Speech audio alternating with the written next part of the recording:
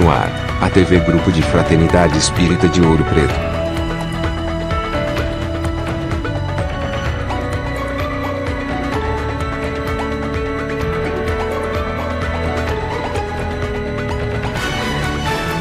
O Fraternidade divulgando o Espiritismo.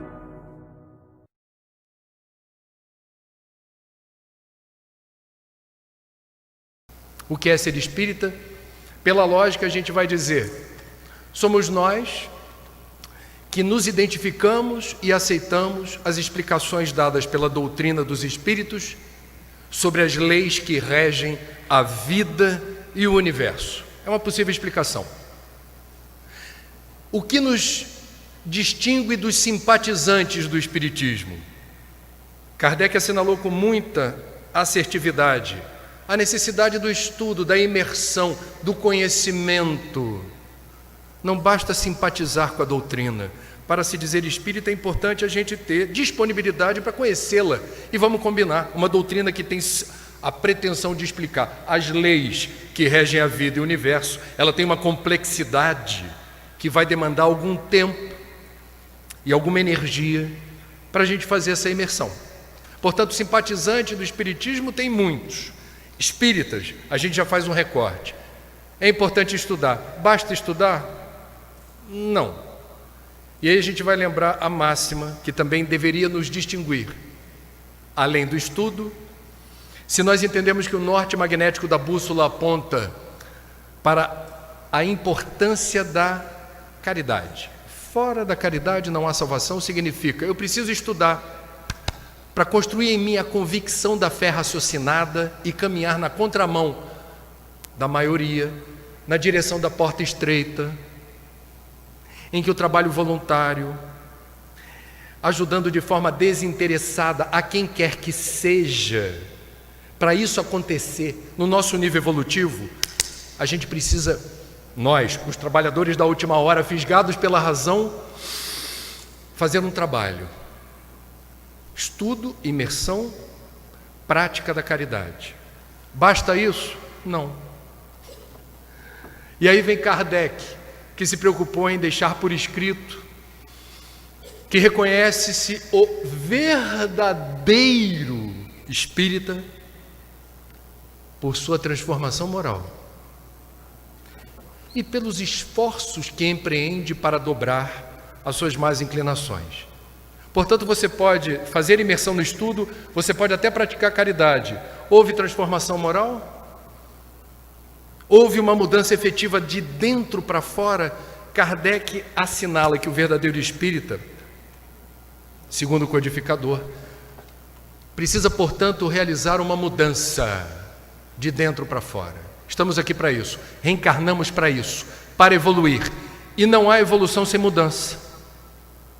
Mudança é uma palavra que atemoriza, nos causa alguma resistência, alguma aversão. Não gostamos de mudança, gostamos de rotina.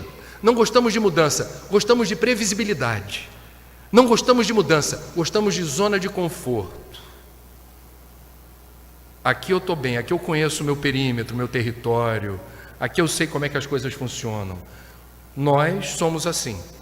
Entretanto, ser assim não nos ajuda. Mudar é o verbo auxiliar de evoluir. Evoluir sem mudança não é possível, a gente está aqui para mudar. E aí me permitam, nos próximos minutos, eu vou compartilhar despretensiosamente, sem nenhuma pretensão de estar falando sobre verdades absolutas, no entendimento de que nós somos espíritas porque entendemos o espiritismo como uma filosofia espiritualista não dogmática que promove o livre pensar. E eu vou pensar livremente com vocês hoje aqui, trazendo a discussão sobre ser espírita para os nossos dias, porque eu construí a convicção de que ser espírita no século XXI é diferente de ser espírita no século XIX e é algo diferente de ser espírita no século XX. Não do ponto de vista ético e moral, não do ponto de vista da necessidade assinalada por Kardec, como disse, da transformação moral. Mas qual é o palco, o cenário em que se desenrola a a evolução moral, a transformação moral. Cada tempo tem um cenário diferente, circunstâncias diferentes, estímulos diferentes. Estamos em 2018, em Joinville. O que eu vim fazer aqui? Chamaram um jornalista para compartilhar a singularidade do nosso tempo. O que é ser espírita no século XXI? O que precisa piscar na tela do teu radar e do meu para a gente cumprir missão? Reconhecendo aqui e agora. Eu vou começar, e tudo isso são sugestões de reflexão. Um primeiro desafio que não estava presente no século XIX, mas está presente no século XXI, é uma soma de convites e estímulos à dispersão, à distração e à alienação. No século XIX o tempo passava devagar, um dia tinha longas 24 horas. Hoje em dia o tempo voa e nós somos bombardeados todos os dias, todas as horas, todos os minutos, por uma multiplicidade de apelos, de atenção, de foco. Pela internet, pelas redes sociais, pela televisão, pelo rádio, o tempo inteiro pisca na nossa direção iscas, procurando nos dispersar, nos distrair e, por vezes, nos alienar. Há um precioso consumo de tempo e energia na direção do que eu vou classificar de inessencial, desimportante, absolutamente descartável e perecível. Quanto tempo a gente passa por dia absorto em mil nadas, que não tem a rigor nenhuma importância do ponto de vista da nossa evolução. É isso que eu quero dizer. Divaldo gosta de falar do livro da vida. Ao desencarnarmos, o livro da vida assinala quanto tempo dispensamos realizando que tipo de atividade ou tarefa. É possível que nós, encarnados no século XX, avançando no século XXI, nos surpreendamos com a quantidade de tempo jogada fora por conta de apelos que nos roubam a atenção sem retorno espiritual, mais do que no século XIX, mais do que no século XX. Portanto, meus amigos, precisamos estar cientes de que para evoluir é fundamental ter planejamento e estratégia. Aí eu estou remetendo à necessidade da autogestão. O que é autogestão? Todos nós estamos aqui com prazo de validade, não temos todo o tempo do mundo e o tempo voa. Significa dizer que se eu sou espírita e se eu entendo a necessidade de aproveitar tempo e energia nessa encarnação para dar mais um passo na direção que importa, se eu não tenho método, se eu não tenho planejamento, se eu não tenho estratégia, o risco de fracasso não é desprezível. Quem planejou estar aqui nesse sábado em Joinville está respondendo a um planejamento, a uma estratégia, na suposição de que está empregando algum tempo e alguma energia em algum nutriente, algum adubo que ajude a fertilizar a luz que precisa brotar dentro de nós. Estamos aqui como acelerador de partículas ou facilitador. Olha a responsabilidade. A gente está aqui para quê? Para cutucar e dizer: não é possível imaginar no século XXI um projeto arrojado de evolução sem planejamento, método e estratégia. Precisamos nos planejar. Não temos todo o tempo do mundo, daqui a pouco não estamos mais aqui. Para isso, a gente precisa se situar no tabuleiro reconhecendo: se a minha família não é espírita, como eu explico que no sábado eu estou em Joinville? Isso é estratégia, método, planejamento. Haverá compensações, negocie compensações. Sábado eu não estou com você, mas domingo te prepara. Então isso é criatividade, isso é planejamento. Dá para ser feliz conjugando o projeto evolutivo com quem não é espírita e tem outras demandas e interesses legítimos? Dá. Mas isso requer, vou repetir, desculpa o sermão, método, planejamento e estratégia. Alguém vai dizer para você, você vai no centro espírita de novo? Virou fanático, hein? Estou de olho, hein? Você começou frequentando só palestra pública, agora você está no estudo sistematizado, agora sábado em Joinville para o congresso. Isso é fanatismo, é ou não é? Como é que a gente responde? Não se deprimam com isso, a porta é estreita. E a gente vai ter que saber lidar com situações que não são propriamente a favor. Mas a gente tem que saber negociar com a adversidade, ou com o que não é propriamente encorajador para a gente seguir em frente. Faz parte. Portanto, autogestão. Planeje a sua vida, sabendo onde você quer chegar, e se você se considera espírita, saiba, as adversidades, os obstáculos fazem parte. Se não há nenhuma adversidade ou obstáculo, desconfie, tem algo errado. Está tudo soprando a favor, você está num caminho errado. Evolução é mérito pessoal e intransferível. E num mundo onde o valor da matéria, um dia depois do Black Friday, hein? O valor da matéria, Natal pagão chegando, hein? Num mundo que ainda dá tanto valor ao que é descartável e perecível, falar de evolução espiritual soa estranho. Século 21, valores dominantes da sociedade, bem diferente do século 19. Kardec não pegou isso encarnado, não. Nós estamos pegando.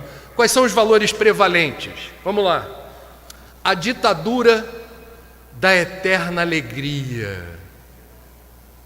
Todos nós nos sentimos na obrigação de mostrar para todo mundo à nossa volta o quanto somos felizes. Adoramos, por exemplo, ficar registrando o dia inteiro selfies. Olha onde eu estou, olha com quem eu estou, olha onde eu estou almoçando, olha quem está comigo. Freneticamente compartilhamos nas redes sociais frames instantâneos de momentos, com o interesse de mostrar para todos que nós estamos no Olimpo, no Nirvana, neste momento, hoje. Ninguém é mais feliz do que eu. Traduzindo isso, fake news. Ninguém, em benefício da verdade, deveria compactuar ser cúmplice de tamanha farsa. A ditadura da eterna alegria explica a quantidade de pessoas com depressão ou que realizam tentativas de suicídio. Porque quem sofre se sente humilhado, porque não consegue procurar ajuda, porque acha feio sofrer. É proibido sofrer. Quando você diz para alguém que está sofrendo, parece que você está dizendo assim: fracassei, não dei o melhor de mim. Não tem nada a ver. Não tem nada a ver. Tem uma frase do Krishnamurti, que não é espírita, mas a mensagem combina com a doutrina, que diz assim: não é sinal de saúde estar bem adaptado a uma sociedade doente. A ditadura da eterna alegria é a armadilha espiritual. A ditadura da eterna juventude. E cabelo branco, tintura. E calvície, implante. E ruga e pé de galinha, estica. E barriga, encolhe. E aí vai. A gente se adapta com muita facilidade. Eu estou falando aqui, é papo de família espírita, ok?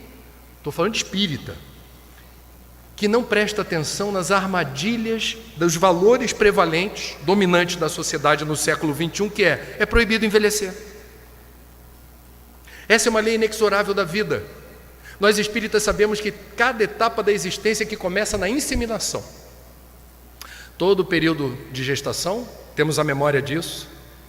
Terapia de vidas passadas pode retroceder exatamente no período intrauterino. Avançamos às diferentes idades, habitamos vários corpos ao longo de uma encarnação. E a gente acha que é possível chegar até o final da existência driblando a decrepitude e a velhice, não assumindo o que se é e não absorvendo o aprendizado que vem daí. Não estou dizendo que é fácil, estou dizendo que há o risco patológico de você, sob o pretexto de querer sempre parecer jovem, sofrer ainda mais, sem necessidade. Nós não toleramos a velhice, a decrepitude, e nós tentamos disfarçar aquilo que não é disfarçável. O culto ao consumo. O culto ao consumo. Não existem cidadãos, existem consumidores. Existe sociedade de consumo, existem sonhos de consumo, existe Black Friday.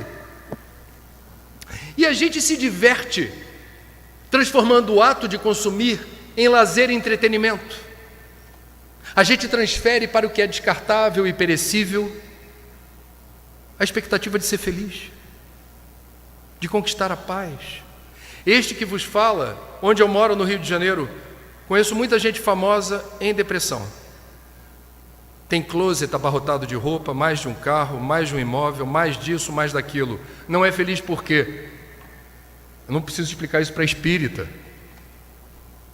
Nada disso nos pertence. Quando a gente desencarnar, sequer o nosso corpo levaremos para o outro lado. Tudo nos é dado por empréstimo.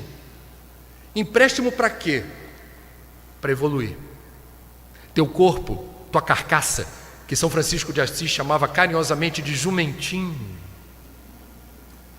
é um veículo, é uma ferramenta para transportar o espírito imortal ao longo de mais uma encarnação, se possível, usando a matéria e não sendo usado por ela, para conquistar seus objetivos mais nobres.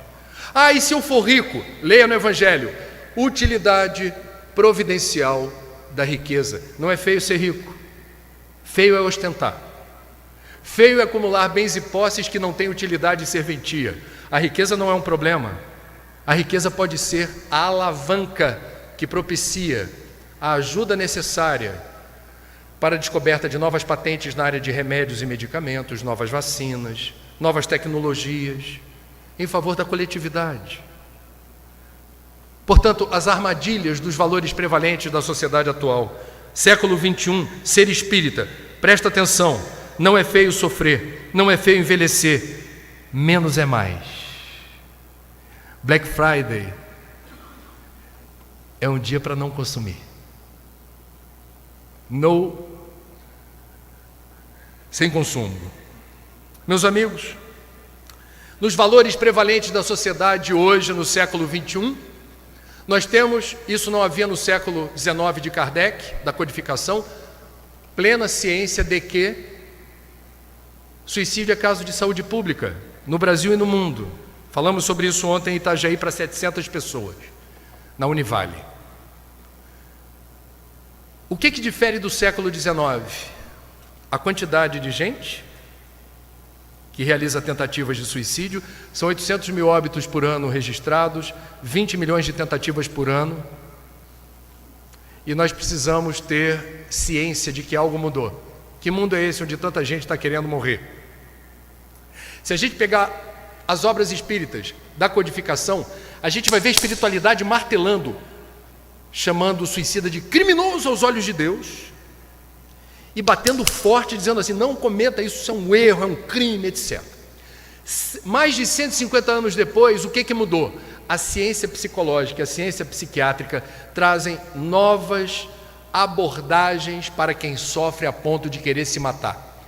Se a codificação tivesse lugar hoje, provavelmente o discurso dos espíritos teria algum ajuste.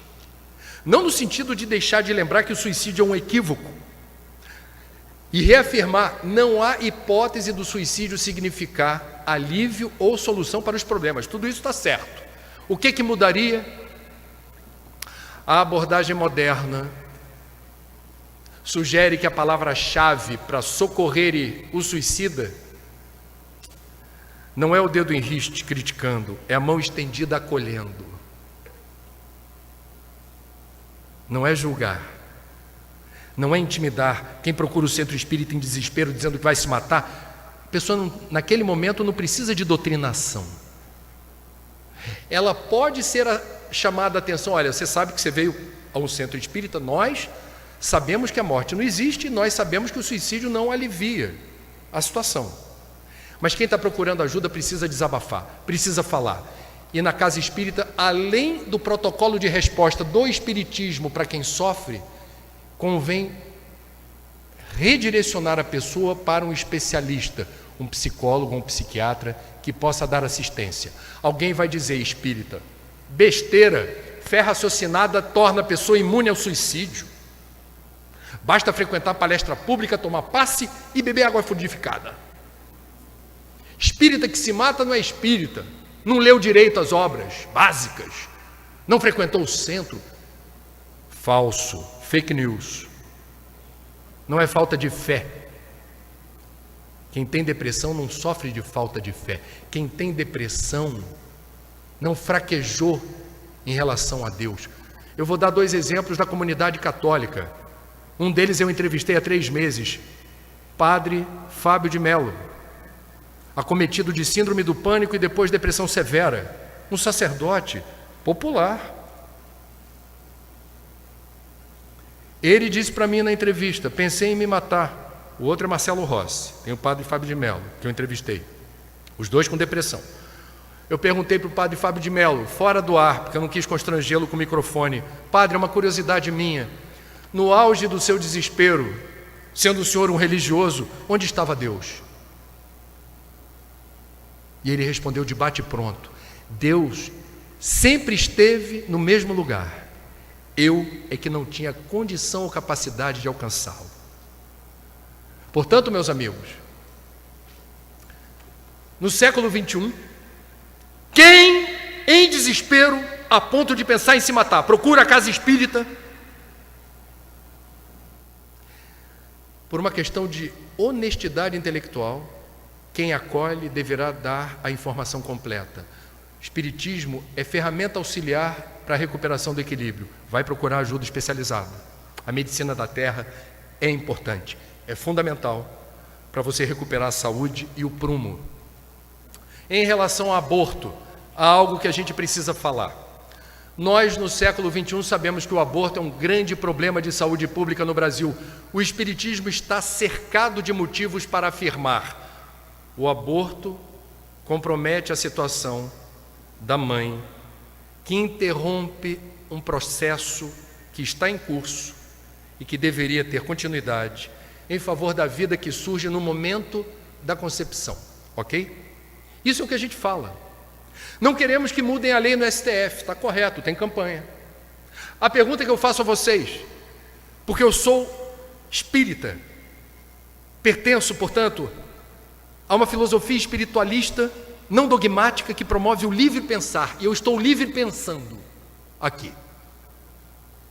Basta dizer que é contra o aborto? Basta fazer campanha para não mudar a lei? Nós somos contra a droga, contra o uso de drogas. Muitos de nós achamos que não deve descriminalizar ou liberar drogas. Eu pergunto: o fato da gente ser contra muda a epidemia de usuários de crack, maconha e cocaína? Não. O fato da gente ser contra aborto faz com que alguma mulher deixe de praticar aborto por aí, numa situação de desespero, abandono, solidão? Não. O que está faltando, talvez, é uma hipótese, no movimento espírita para encorpar o movimento contra o aborto? Menos falação e mais ação. Em que direção? Algumas instituições espíritas têm a coragem de praticar o evangelho de Jesus, socorrendo mulheres que pensam em aborto, abordando-as com muito respeito, no sentido de, em havendo a disposição para o aborto, como convencê-la a tentar manter a gestação, dando suporte material, pré-natal, alojamento, alimento, remédio, eventualmente emprego. Não é fácil. E na hipótese da mulher gestante, até o final da gravidez, não querer assumir o filho, é o direito dela, não vamos julgá-la. A instituição adota. Eu conheço 2 instituições espíritas que fazem isso. eu as respeito demais. Porque é fácil assinar abaixo-assinado virtual. Sou contra o aborto. STF, não legitime aborto. Isso não muda o mundo. Isso não reduz estatística de aborto nos açougues clandestinos que existem no Brasil.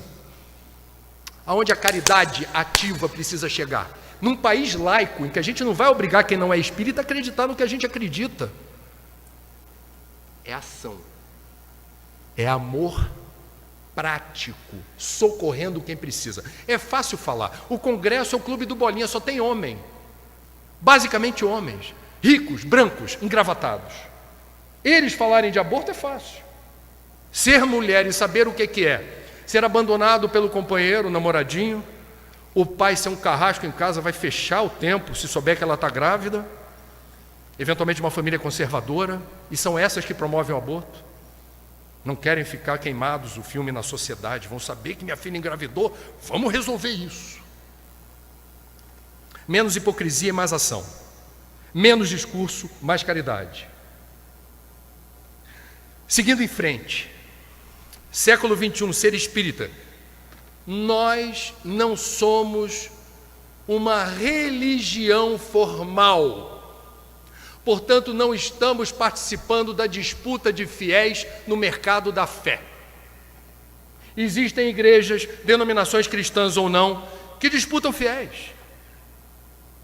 Estratégias de marketing pesadas, uma ofensiva, prometendo resolver todos os problemas da pessoa.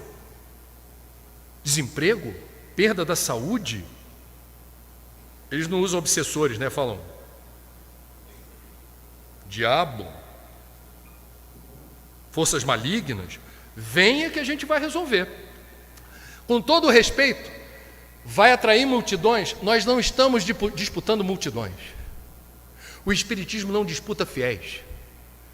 O Espiritismo acolhe a quem sofre, sugere um caminho, e o caminho da salvação passa pelo esforço que a pessoa realiza na direção da reforma íntima. Não tem almoço grátis, não. Uma pessoa muito em sofrimento, no auge de uma crise, vai demandar esse socorro imediato, assistência, ok. Para seguir em frente no longo prazo, ou ela caminha com as próprias pernas, ou esse auxílio não é de verdade, é uma muleta.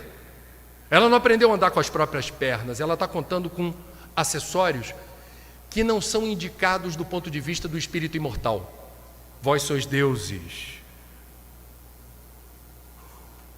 O jugo é suave, o fardo é leve. A gente precisa acreditar no Cristo.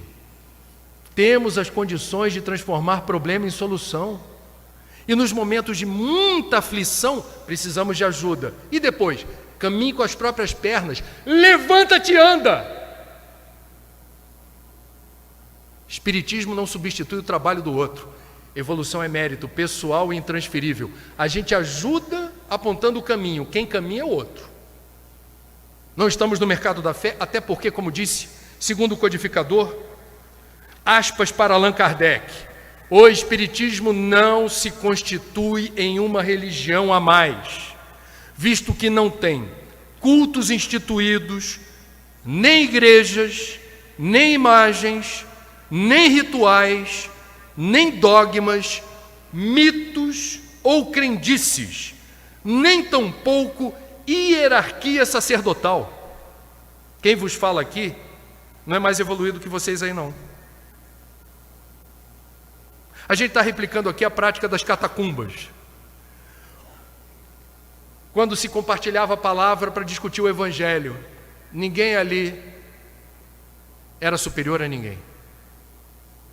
O orador espírita, invariavelmente, é o mais necessitado da escuta do próprio estudo.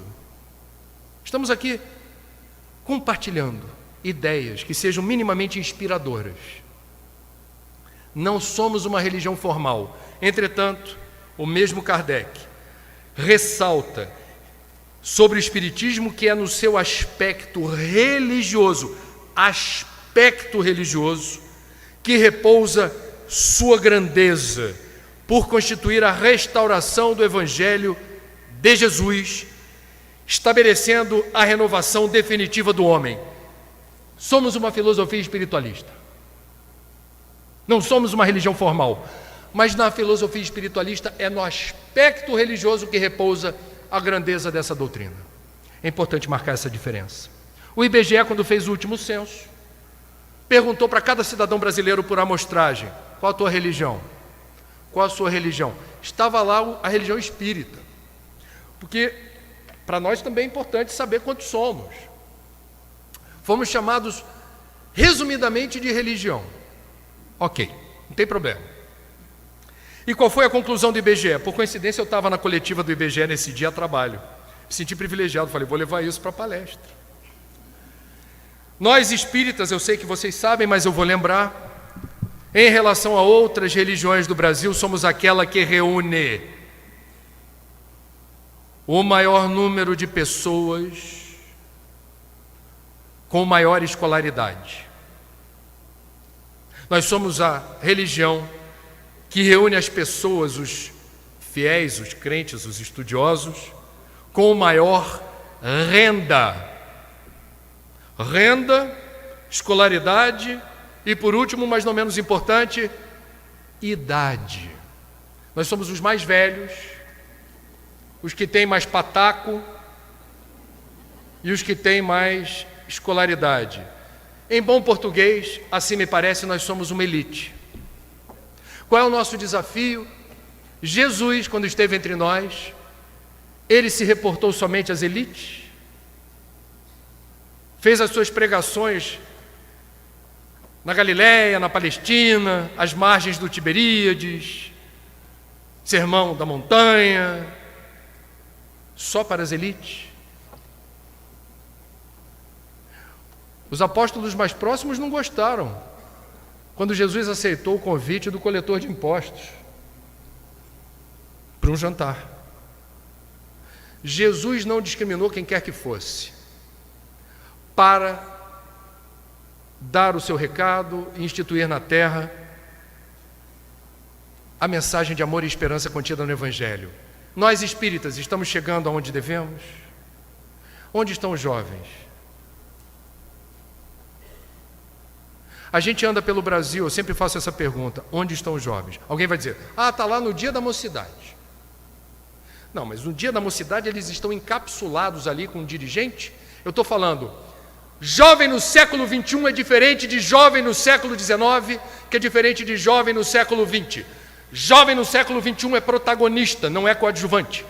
Quem quer fazer reunião de divulgação na casa espírita e não tiver na presença ali, participando do debate, um garoto ou uma menina de 12, 13, 14 anos, vai perder. Cadê a garotada?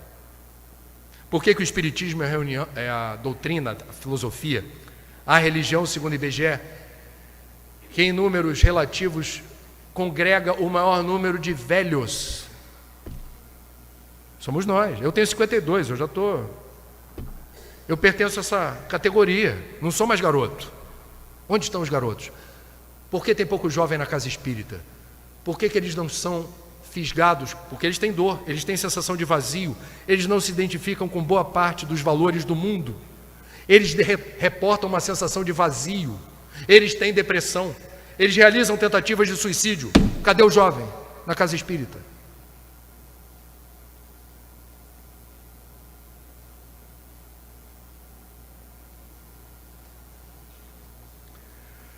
Uma questão importante, desafio para o século XXI, linguagem, a linguagem.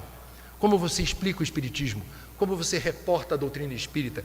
Que livros você indica para as pessoas que não conhecem a doutrina? Estamos num momento da história em que principalmente a juventude tem aversão a leituras muito extensas.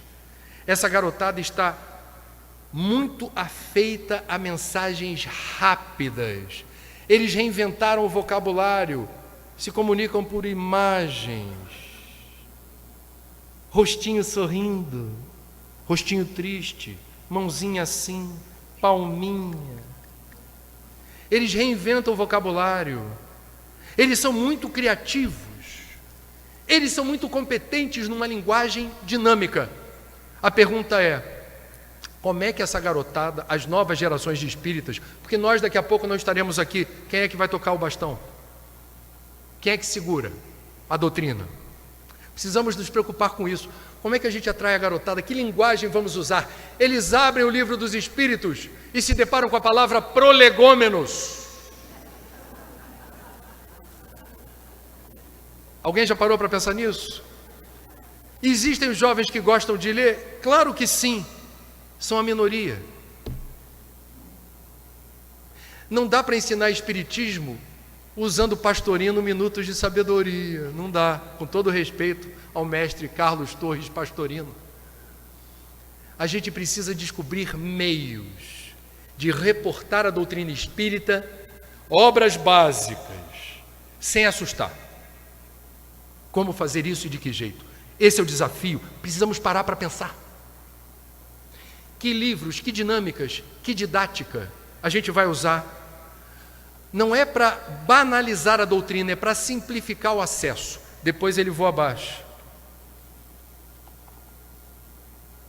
Meus amigos, há uma questão importante do século XXI, que é qual é o posicionamento do espírita, eu e vocês, num país que ainda é laico. O Brasil ainda é um Estado laico. Eu não sei se vocês estão acompanhando o noticiário. Uma bancada cada vez mais numerosa do Congresso tem outra percepção do Estado laico. Acham que o Brasil precisa ser um país cristão, mas um cristianismo deles.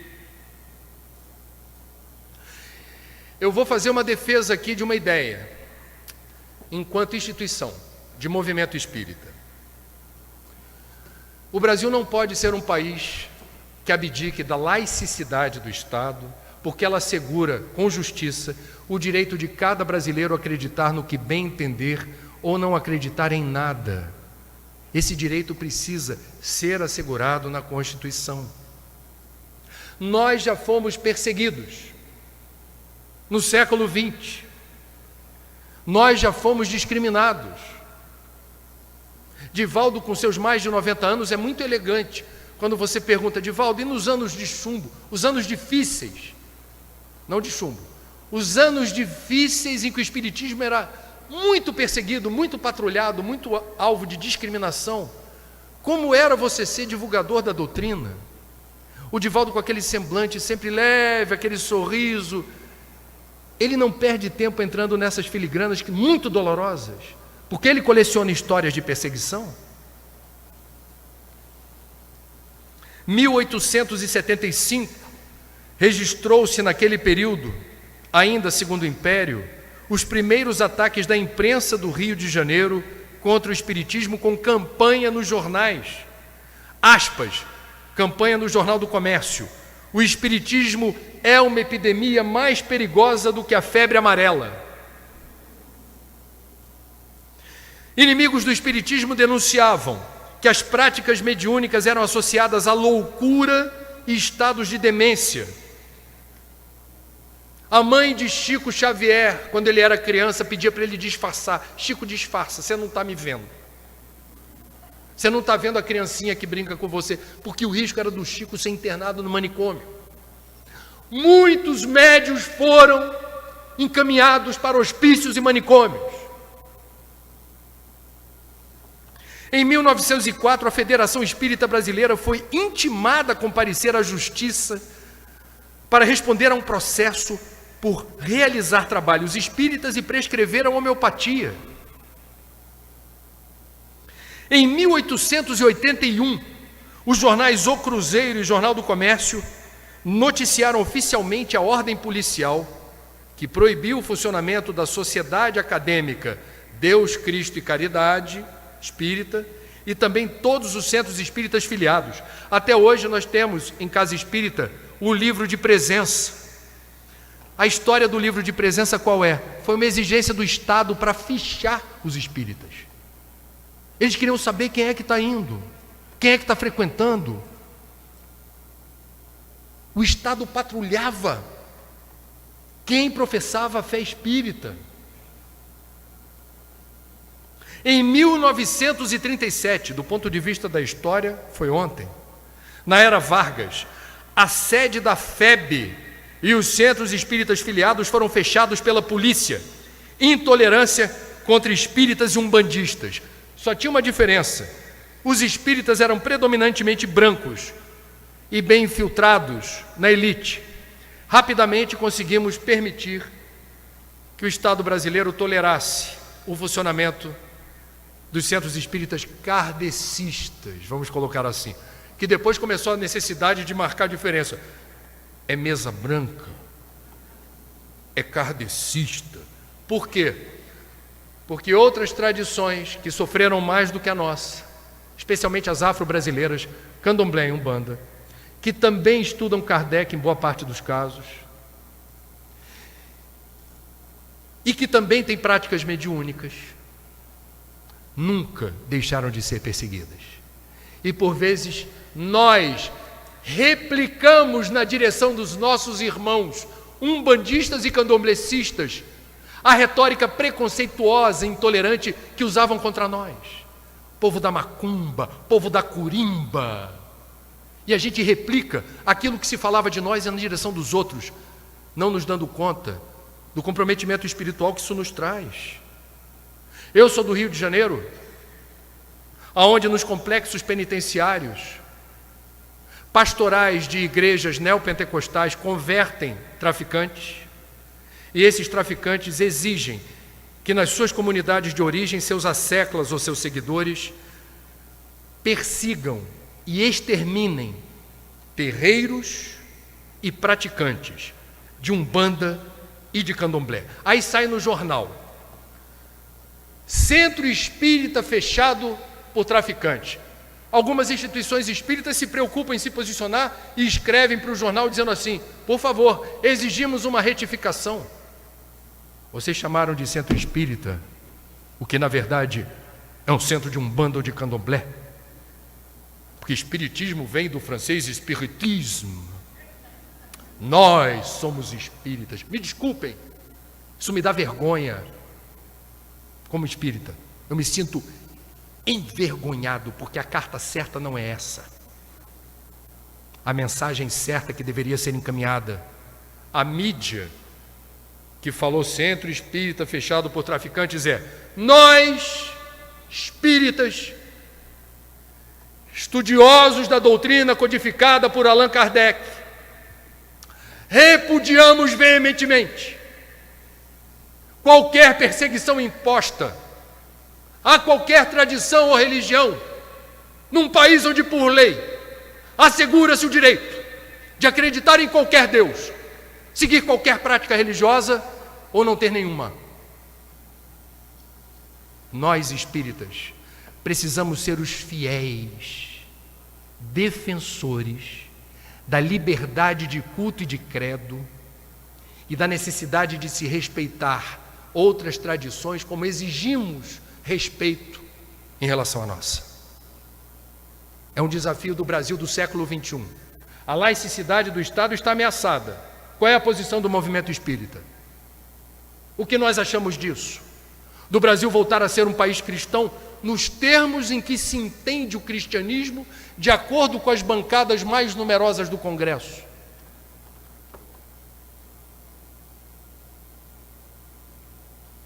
Reconhece-se o verdadeiro espírita por sua transformação moral e pelos esforços que emprega para dobrar as suas más inclinações. Compartilhei com vocês alguns convites à reflexão sobre como avançarmos na senda evolutiva na maior nação espírita do mundo, onde são muitos os desafios do nosso tempo. Obrigado pela atenção.